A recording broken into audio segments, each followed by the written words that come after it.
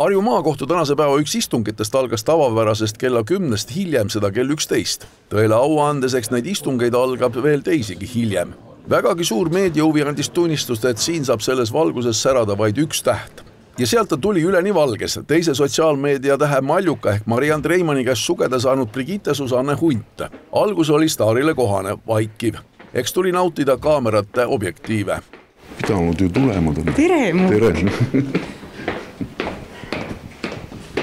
Kostjat ehk vastaspoolt Maljukat esindas täna kohtus vaid vandeadvokaat Olavi Jüri Luik. Kaamerate vaateväljast väljaspool vaieldi täna saalis selle üle, kuidas ja mis on agi sõnastuses valesti.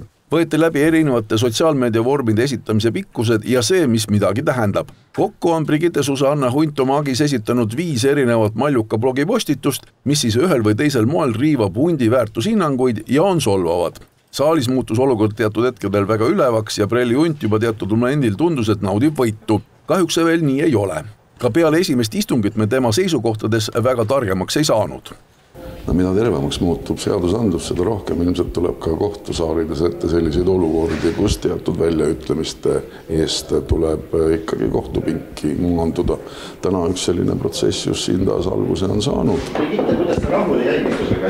Asjad sujuvad ju. Ma lähen kooli. Aitäh teile. Advokaadi, kas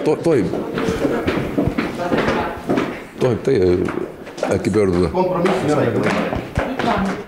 No nii on, mida seal ikka selles meeldivas parfüümipilves järele lehvida. Räägime parem asjast. Ei ole suutnud hageja endale selgeks teha, et inimene ja äriühing on 2 erinevat isikut. Ja meie arusaamist pidi on päris mitmes kohas eksitud, need vead tuleb hagejal parandada ja siis saame asjadega edasi liikuda. Kui palju te olete rääkinud oma kliendiga sellest, et võib-olla saaks ikkagi mingi kokkuleppe? Meie tegime suisa kompromissettepaneku. Hagile vastates meie tegime kompromissettepaneku, mis on väga mõistlik, mida täna üritas hageja modifitseerida. Ma kindlasti räägin kliendiga sellel teemal, et alati on konflikte mõistlik lahendada kompromissiga. See pole üldse küsimuski. Nüüd ootab kohus mõlemalt poolelt lisaandmeid ja siis otsustatakse, kuidas edasi liigutakse. Suure tõenäosusega saab see toimuma kirjalikus menetluses.